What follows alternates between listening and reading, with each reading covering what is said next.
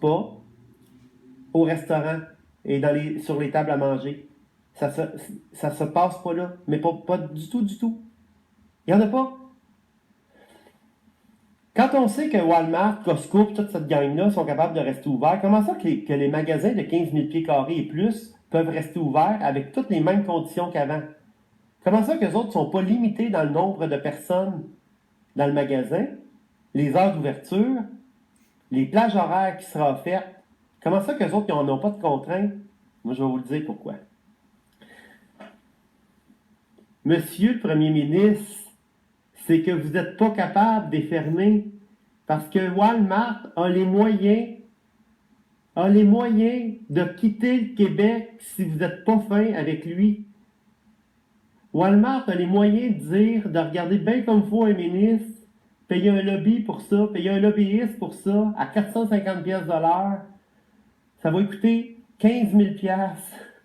Puis il va vous dire, on ferme nos magasins et notre entrepôt, s'il y en a un, pour le Québec en entier, si vous nous mettez des bâtons dans les roues.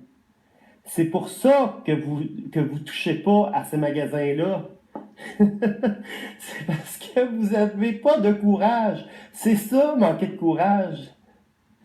La transmission, là, vous ne viendrez pas me dire que la transmission se fait autant dans un petit restaurant du coin de 60 places que chez Walmart, où il peut y avoir 300 personnes en même temps. Wake up! Juste en employé à la salle de dîner, dans la cafétéria, le midi, il y a plus de monde chez Walmart qu'au restaurant à côté de chez nous. Fait que c'est parce que vous manquez de courage. Vous ne ciblez pas les bonnes affaires parce que volontairement, vous le savez que vous ne pouvez pas intervenir avec ces gens-là. Et les Québécois, là, viendront pas me faire croire, là, qu'au restaurant, avec toutes les règles qu'on doit respecter, là, que c'est un milieu dangereux. Tabarnouche, on peut quasiment opérer à cœur ouvert dans les restaurants à cette heure. Ça n'a pas d'allure. Je voudrais juste avoir un regard de quelqu'un de mon voisin. Ça me prendrait toute son attention ou des longues vues parce qu'on ne se voit pas. Fait qu'arrêtez ça, là. Puis vous avez formé 1000 personnes pour aller sur la route, pour aller écœurer les commerçants. Puis ils viennent, puis la CNSST, puis là, vous avez donné des mandats et vous avez donné, en plus, des particularités, des pouvoirs aux policiers. Mais venez pas me dire que vous n'êtes pas capable de faire la job.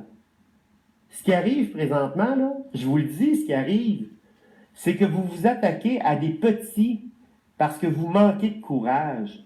Tout simplement, on n'a pas les moyens de se revirer de bord, puis notre association de Restauration Québec, à mon avis, à moi, n'a pas joué le travail qu'il devait jouer. Eux, cette association-là va dire le contraire, puis c'est correct. C'est une évaluation personnelle que je fais. D'accord? Selon moi, il devait avoir plus de représentation ou des résultats différents. C'est peut-être ma déception qui me fait parler. Ils ont sans doute travaillé très fort, mais moi, c'est pas l'impression que ça me donne. D'accord? C'est pas cette impression-là. Le milieu de travail, là, c'est là qu'on est le plus longtemps. Ça vous aurait coûté moins cher